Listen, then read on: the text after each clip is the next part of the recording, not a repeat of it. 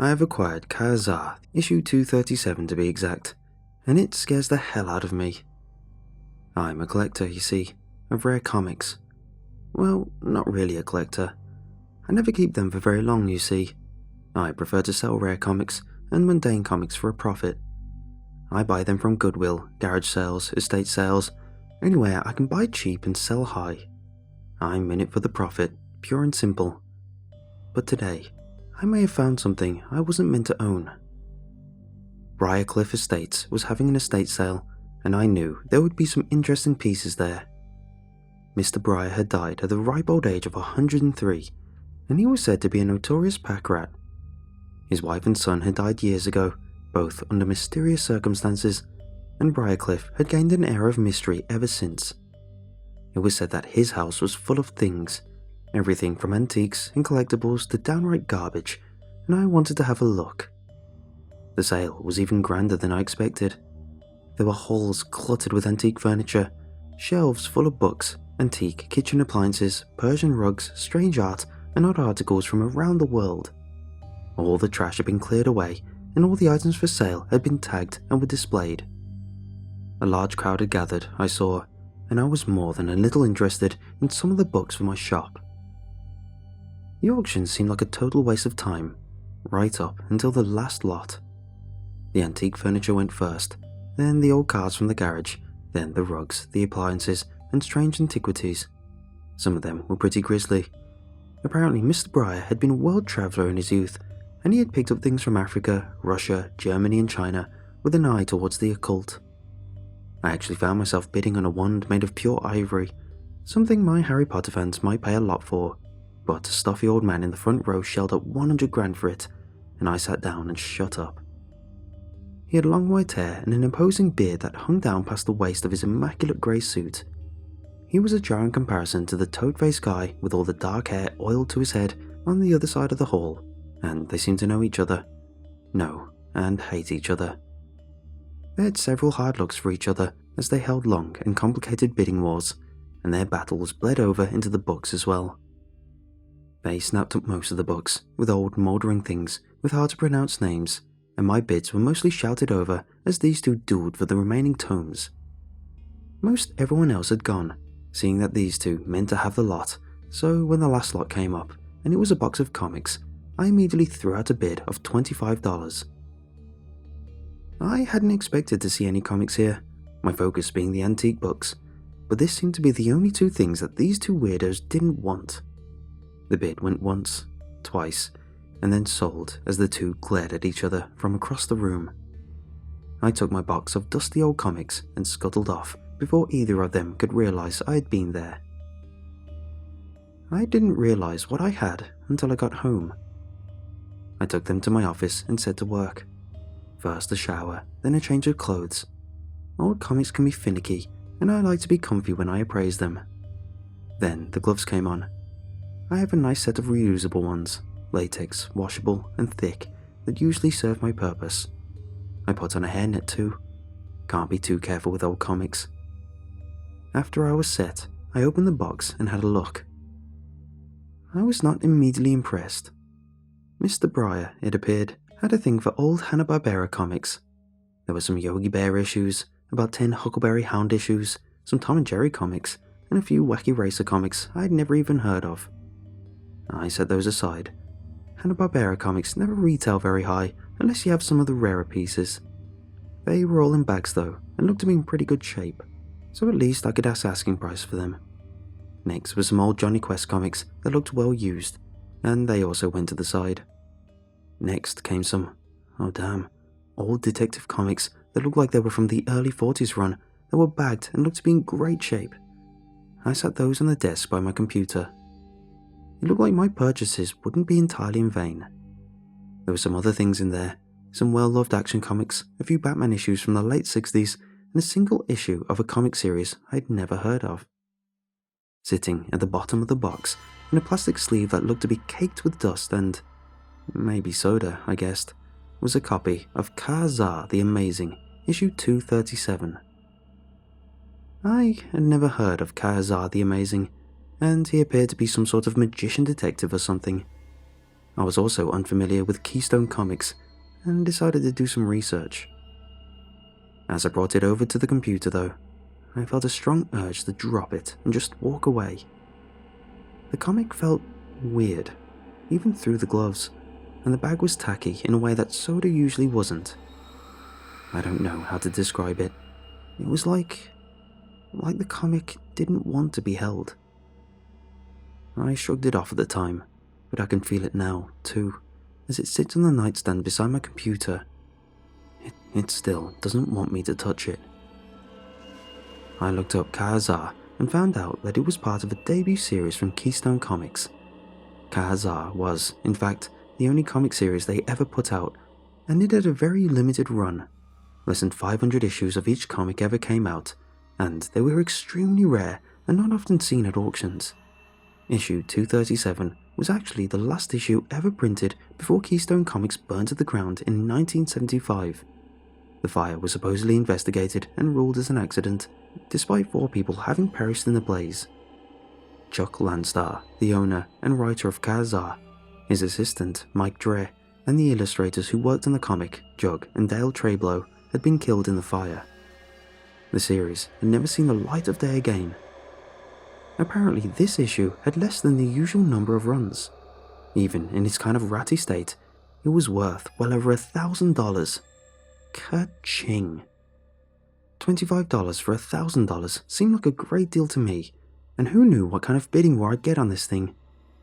I gingerly removed it from the bag and threw it away, as no customer would want it in that state. The comic itself was ragged, the spine bent, and some page corners damaged or missing. The pages themselves looked pretty good, old but good, until I got to a spot near the back. Towards the end, Kahazar appeared to be casting some kind of spell to summon some ancient deity. He stood in the middle of a circle laid with etchings and stones and runes, and I could see quite a few bodies lying around as well. Some of them seemed intricate and embellished enough to make me think that these might be main characters he'd sacrificed, but I knew nothing of the series, so I could only speculate. There was a dark-haired woman in a slinky dress that barely contained her assets, a blonde guy with a loincloth and a skull helmet, what looked to be a kid in a red cloak, and some other, less buxom redhead that seemed to have died holding hands with the kid in the cloak. They were all laid out around the circle, and their deaths did not seem to have been kind. Kahazar was kneeling, resplendent in his yellow and green robes as he made his request before a towering form in a horned helm. Its eyes were cold beneath a visor, and its green armor was stained with ancient blood. It sat atop a bone-white horse, steam curling from its nostrils as it brandished the sword at Kahazar that looked big enough to cut him in half. Kahazar was making a request, but the words had been smudged. That figure on the horse didn't sit right with me. Even through the page, I could feel his regard. It was like he was looking at me, judging me, weighing my worth. I closed the comic. No sense getting spooked by some old comic, I told myself with a laugh. I took pictures next, showing some of the damage, and put it back in its protective bag. I uploaded the pictures to Comic Squire, the service I used to sell comics, and sat back to wait.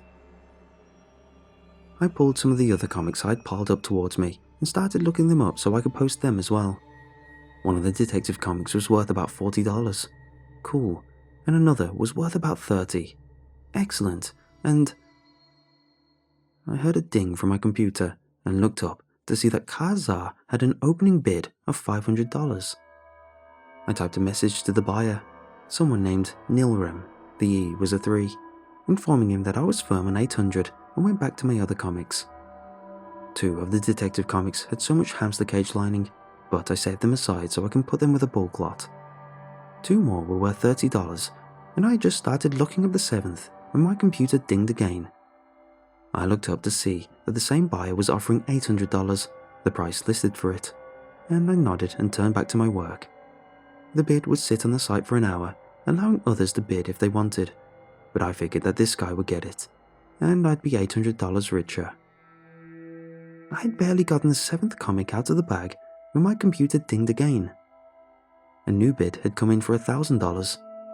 I checked the buyer, and this time it was a new user by the name of Morgul. He was also offering an extra $50 to pay for overnight shipping. That made me raise my eyebrow, but I suppose he wanted to make sure it arrived undamaged. After all, this was a rare comic, and I sent him a message accepting his offer should he win. I'd barely sent the message when Nilram came back with a $12,000 bid. This went on for the next few hours, and as the bids went up, the bidders began to message me. This is when it got bizarre. From Morgul. Dearest seller, the user Nilram is trying to purchase your wares under false pretense. He's my rival and merely wants to own this comic, so I cannot. I implore you to award the sale to me and ship with all haste. From Nilram. I must ask that you not sell this piece to Morgul. He wants it not for its scholarly endowment, but for the power it would bring him. I must have this item so it can be sealed away from those who might use it for ill. Thank you. I furrowed my brow at this one. Sealed away from those who might use it for ill? It was a damn comic book. From Morgul. I see that you have not awarded me preference in this matter. Has Nilram offered you something more in return for this item? I assure you, I will match whatever he makes, no matter the cost. That took me by surprise. These guys were clearly serious collectors, or weirdos, and they would likely pay big money for it. I didn't have to do anything. All I had to do was stay quiet and let these two drive at the price on their own. Simple economics. I had it, they wanted it, and suddenly this ratty comic was looking like a cash cow to me. Even then, I hadn't realized the real value of the piece. From Nilram. Please, I implore you not to be swayed by Morgul's boasting. If he gets that tome, it'll be devastation for our world. I implore you to sell it to me. Money is no object. Name your price and I'll pay it. I sucked air through my teeth. My small pile of potential profits forgotten. This fellow had basically written me a blank check. How much would be too much? He had said money was no object, but there was always a limit. I looked back at the sale and realized Nilram had just placed a bid for $50,000. Morgul quickly countered with 60, and the two went right on, sparring as I watched. I pulled up Nilram's message again, and that was when I realized that his profile had a picture attached. I clicked on it and realized that this guy was the same one from the auction today. His picture was of a grandfatherly looking man, long white hair and a beard that was downright Gandalf-esque. He was in his profile in the picture, just his head and shoulders, but I was willing to bet it was the same guy. This Morgul character was likely the other man, the one who looked like a toad and had been afflicted with all that greasy black hair. They were just continuing their antics from the auction, and I was surprised they had any money left after all the crap they had bought earlier. Another message from Nilram came in, and it had a link at the bottom to a news site. From Nilram. This must end. Morgul must not be allowed to own this spell. See what it wrought last time it was unleashed upon the world. The link brought up an article about the Briarcliff Estates. 4 bodies had been found on the ground nearly 20 years ago. They had been arranged in the garden, the photos looking very similar to the ones in Karzar, minus the bodies.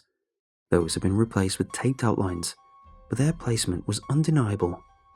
Briar's wife, teenage daughter, nephew and brother had been killed in what appeared to be occult activity.